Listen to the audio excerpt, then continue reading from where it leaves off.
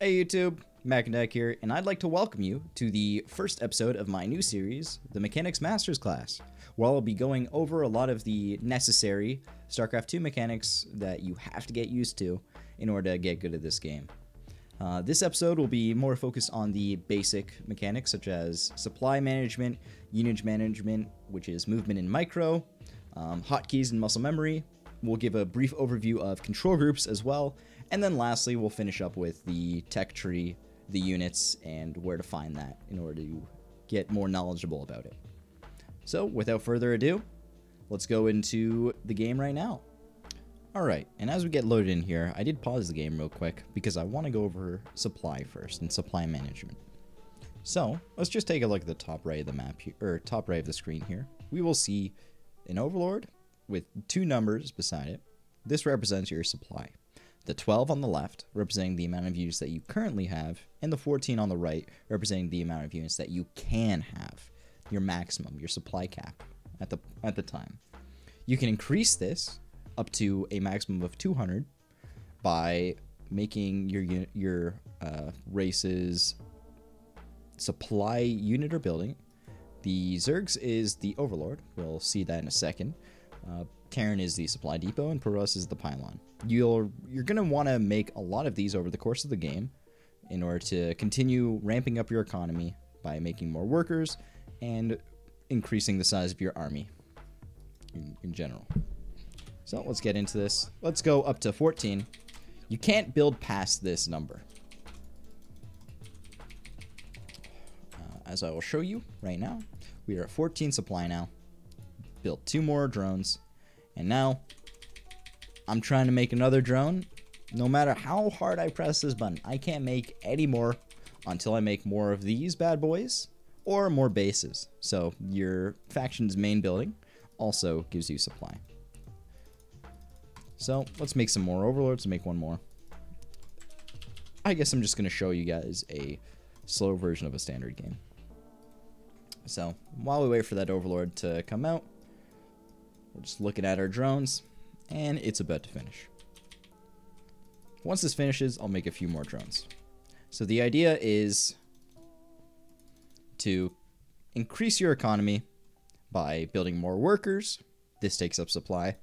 And when you need to make more workers, you're going to need to make more overlords, just as we're showing here. Okay, so more about supply. As the game progresses, you're going to start having situations where you are supply blocked. So right now I'm at 28 out of 28. And when I'm supply blocked, I'm not able to make any more units. We did briefly go over this a moment ago, but this gets much, much more important the later on you go into a game, and the stronger your economy is. So the longer you're supply blocked means the longer you're not making units, which means that's most likely time that your opponent is also making units. So every second that you're supply blocked, you're actually falling behind. So you generally don't want to become supply blocked.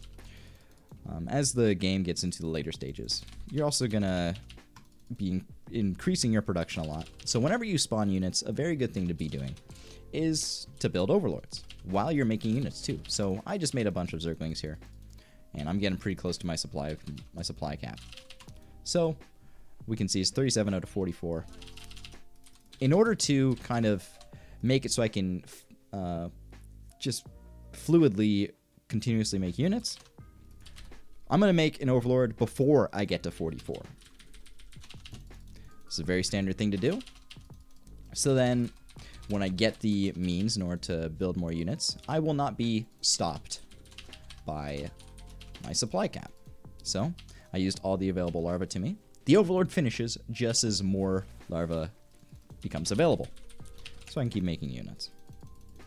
So you're going to be constantly wanting to keep track of this during the course of a game and increasing your supply cap as needed.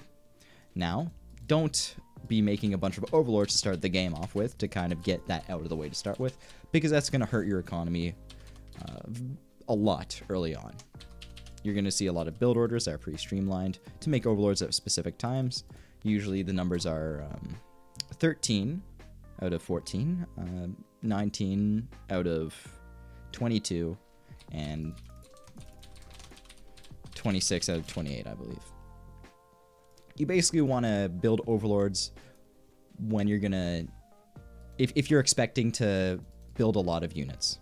That's when you build overlords. When you need to when you need to make more units, you get prepared by building overlords, so you're not stopped. This is very important because if an attack comes your way and you are supply blocked, you can't make any units to defend. Then you just die, and then you're sad. Being sad is bad. So we kind of want to avoid that as much as possible by, while we are going through a game and making units, we also want to make some overlords sometimes while we're doing this stuff. And we just saw I was doing a lot of actions pretty quickly. That allows us to go into the next part, which is hotkeys. Let's talk about hotkeys real quick. Let these links chase away that SCV. I'll move my camera for this to the left side, because what we're focused on right now are these on the command card. This thing right here with all these icons is your command card. And the letters above each ability or button here is called a hotkey. So whenever you press these keys, you basically do that. It's equivalent to clicking the button. But you can just press a key and then do it without even looking. This is actually much quicker and more efficient than clicking, as you can get a lot of actions done very fast. So let's say I want to make some Zerglings as an example. If you're doing it without hotkeys, you get your mouse and you look for the larva thing, you press it. Oh, whoops, actually made a drone there. You press it and you go to the Zergling and you click that.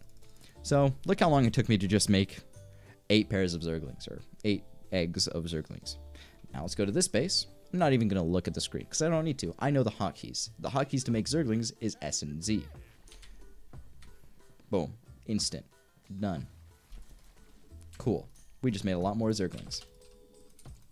So, you knowing hotkeys, if you start learning your hotkeys early on and getting used to them, this will allow you to improve very quickly at the game, because you'll be able to, without thinking, do a lot of actions very quickly. Every single high-level player uses hotkeys. There is no pro player who does not use hotkeys, because hotkeys are just that efficient for everything. Just clicking around a bunch, like just playing with your mouse, is something that can only get you so far. If you want to take your game to the next level, start using hotkeys. Start using them early on, so you can actually focus on improving at other things along with that. So speaking of hotkeys, let's talk about unit management. As we will see on this command card here, there are some default actions for our units, and there's also some abilities that they have down here. Now, these are not researched right now. I'd have to research them in order to use these, so let's just focus on the very basic movement commands. Let's grab this little group of units here, and let's move it. Right-clicking is by default a move command. You don't need to press M and then click somewhere. You can just right-click. Very simple. This is the standard way of moving your army, or any unit in general. Now, when a unit is not moving, and you don't tell them to do anything, so after a move command, for example, it will default to a stop command. Now, you can force a stop command by just moving your units and then pressing S. This is very common if you're doing more advanced types of micros, such as stutter stepping. If you're trying to stop your army from chasing something, you can do that as well. Usually you would actually use hold position for that sort of thing. But that's the two first very basic movement stuff. Let's go into basic micro. So when you have some army units, they can attack. Overlords, while they do have an attack move, it's called a scan move. It's very different. These units don't have an attack here, so they can't do anything. No matter how much you click with the Overlord and A move this is not going to attack anything. Only attacking units can do this.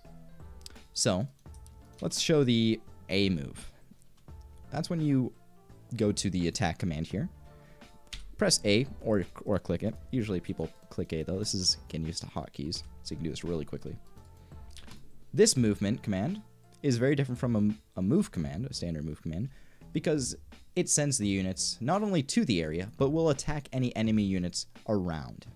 We can differentiate this between an attack move, or between a movement command and an attack move, by the indicator here. This is red. If you move command, it's green. Let's give an example of the attack command in action here. So we see this SCV. My units are on a move command right now. So they're just running. whatever. Running past it. Units on a move command will not attack. So, let's show an attack move. Units on an attack move will attack any enemy units nearby, like they're doing right now. I'm not even controlling, they're attacking that unit, and they're trying to move to that area, attacking everything on the way. They died because they're much worse than those. They're not nearly as strong as those units.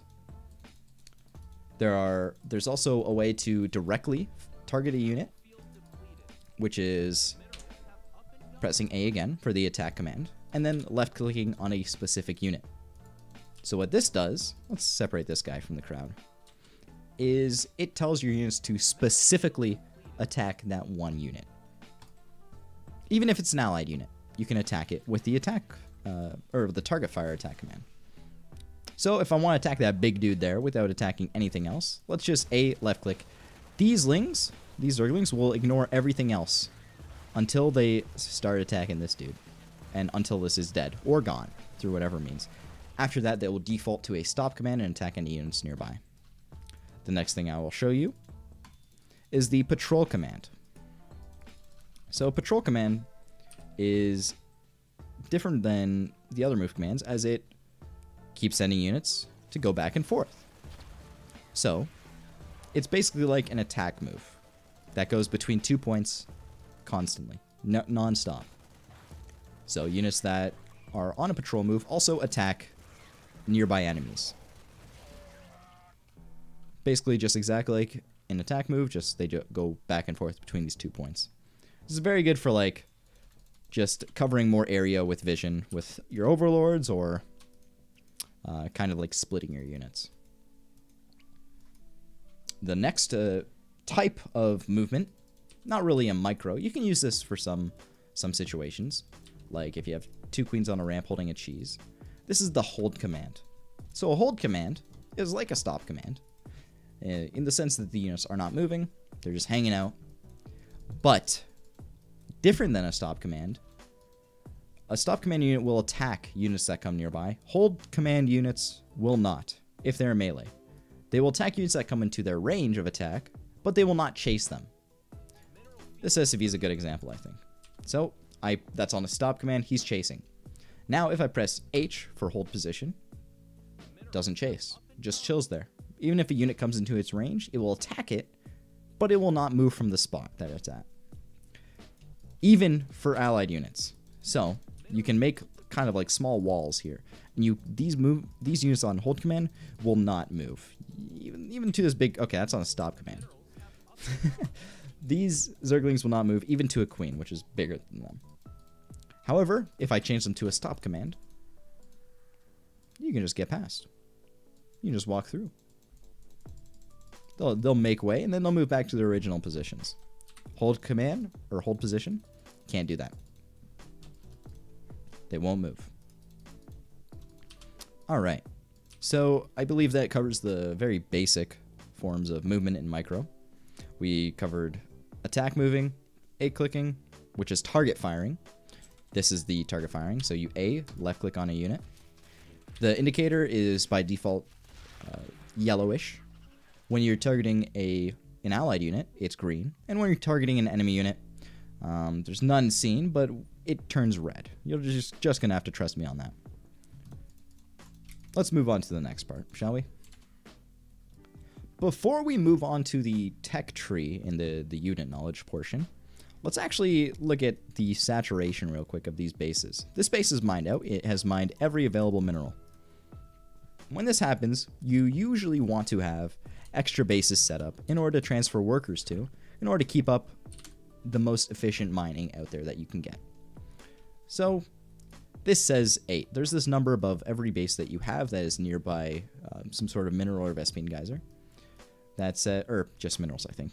That says blank out of 8, or 16 is default for a new base, as each patch corresponds to 2. There are no mineral patches nearby here, so there's no number here. There are some mineral patches here, so there are numbers here. We can see that number's red. Let's make that not red. Okay. So there's 8 out of 8 mining here, and this is called optimal saturation, or full saturation. when you have the maximum amount of workers to keep the most optimal mining speed for a base. I'm being attacked right now. Let's deal with those guys real quick. So let's use our hotkey to make units. Let's pull back for a second. Wait for our units to spawn. A little bit of patience. And A move. You can move command and then A move again, by the way, to get into a better position for like a surround like this. Okay, so now we're not distracted by that. When this number is red, that means you are oversaturated. Oversaturation, to an extent, can give you a little bit more bonus income, but you will get heavy diminishing returns. So it's generally not too great to be oversaturated on a base unless you have no other places to mine from. We do have another place to mine from though. This base just finished 0 out of 16. That's the number you will see a lot with a new base. 16 is the standard number for a base on current StarCraft 2 maps, which means there are 8 different mineral patches, by the way. So let's bring some workers over here to mine. Cool. 16 out of 16, that's optimal saturation. You can also get these gas geysers finished. Let's get these ones right here. Why not? Build a couple more workers to keep this fully saturated. And the idea with proper saturation is one base fully saturated can take you a decent amount of the way, but as a game of StarCraft continues on, you usually want to keep on expanding, getting new bases so you can increase your economy even more or keep it going at a high level of income. I'm not too sure how to say that actually. Usually 4 base full saturation is a very standard thing in a macro game, a longer game. We have the gases up now. So let's just saturate these. It only takes 3 workers in each of these gases to fully saturate a gas and make it the optimal mining speed. Not much to cover there. This is just gas mining. 3 in each. A full base, fully saturated with both gases, would take 22 workers to completely mine at the optimal speeds.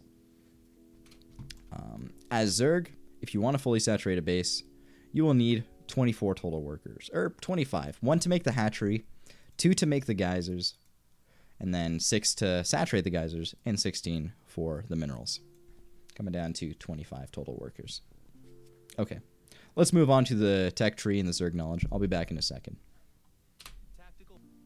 Alright, for the knowledge part of the game, the tech tree and the units, I can't really explain too much. I mean, I could, but it'd take me a long time. It's better to just show you guys how to find out this information. So in order to figure out what buildings are needed to make what units, or just like the information about a specific unit, this is where you will navigate to. So you're on the main menu here. I'm in the versus screen. You'll see your rank here. I'm Grandmaster. Cool. Whatever. Top 200. Okay. Let's go to the menu in the bottom right. You'll see these options here. You go to help. So this will give you very rudimentary beginner information. Controls, very basic stuff. I already went over a lot of that. And then this is just like game mechanics, like the terrain in game. I'm going to focus on these right now. So these are the units that you'll be able to make in a standard game of StarCraft 2. These are the Zerg units. We're able to see all the information about every single Zerg unit at the click of a button here. This is very nice to go over if you're starting out, because learning is half the battle, honestly. If you're just making a bunch of Zerglings without knowing you can make these cool dudes called roaches, then you're severely hurting your capabilities by just being ignorant to the rest of this. Ideally, you're going to be able to take full use of all these units here if the situation deems fit for them. Like if the opponent is making a lot of air units, one of the things you can do is you can tech up to the Corruptor, which is the Zerg Air Superiority Unit, the anti-air flyer, as it says here, in order to make that. As we can see, it's good against battlecruisers, broodlords, and tempests, but it's weak against Thors, Hydras, and Void Rays. We can see the abilities that the units have as well as their counters and what they counter, and the upgrades available to them. So the Corruptor actually doesn't have any additional upgrades aside from the attack and defensive upgrades that you can normally get. But the let's look at the Ravager. The Ravager, you can research Burrow for it, but we can also see an ability called the Corrosive Bile. This is a very useful ability. You're going to have to read into that when you're playing on your own time, though. Secondly, let's take a look at the tech trees. So you can actually see every unit's tech, or every race's tech tree. I'm just focusing on Zerg right now. We can see the different tiers. Usually for Zerg, the tiers are divided by the hatchery tech, tier 1, layer tech, tier 2, which unlocks all of these, all of these. So the Hydralisk Den, the Lurker Den, Infestation Pit, Spire, to make the more advanced units. And then Hive Tech, which is tier 3. This is to make your big dudes, your huge units, the strongest units you can make, technically, for your race. It's divided by Hatchery, Layer, and Hive. Tier 1, Tier 2, Tier 3. We can see these lines showing what buildings are able to be made after. Spawning Pool allows for Roach Warren, as well as the Layer upgrade. Layer allows for Hydralisk Den, Infestation Pit, and all these. And Hive allows an Ultralisk Cavern and a Greater Spire, which is actually mutated from a standard Spire. Okay. I think I went through basically everything here.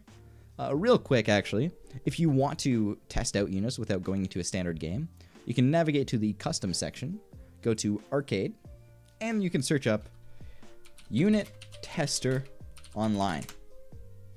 They'll bring this arcade lobby up, or type up, and you can just go into that and test out basically anything you want.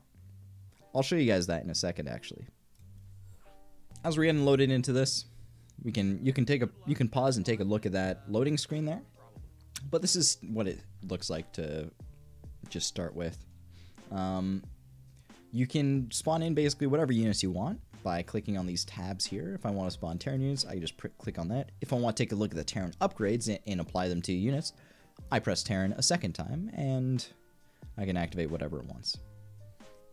Let's just do, if we want to find out how good a Stalker is compared to a Roach, we can start that. We can put these units in, 1 Stalker, 1 Roach, start, and by pressing this attack thing right here, we order all the units to attack into the middle. So a Stalker is actually stronger than a Roach, but usually you can make more Roaches than the opponent can make Stalkers. So this makes sense. Alright. You can also add in higher numbers by holding down Shift. If I want to make 5 more Stalkers for a total of 6. And then 6 Roaches as well, total. Cool, we can start them. Start a fight here, and then send them in. And then we can just, like, see how larger armies can fight. You can also change the terrain by going to this terrain key. But you guys, I'll let you guys explore this yourself. Anyways, that's basically it for that. Thanks for watching, guys, and I hope you enjoyed this video. This masterclass, I guess you could say. I'm going to be releasing about 5 total videos for this.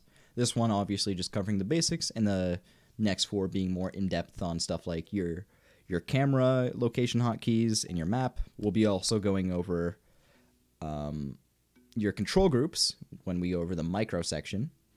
Your economy and production management, I'll go more in-depth in that as well in a separate video. Briefly going over multitasking, and lastly, scouting, game knowledge, and reading battles. We'll be going over that in probably the final video. If you guys liked, please drop a like on the video. If you have any questions, comment. Maybe some of the answers will be in a future video, but I'll answer to the best of my abilities any questions you guys have. And leave me feedback. I really want to make this a good series, so if you guys want me to improve on anything, this is the time to tell me. I still haven't recorded the rest of it. I'm going to see how this goes first, and then based on the feedback that I get, I'll try and improve. Alright, that's it from me. Thanks for watching, guys, and I'll see you next time. Remember to like and subscribe if you liked it, by the way. See ya.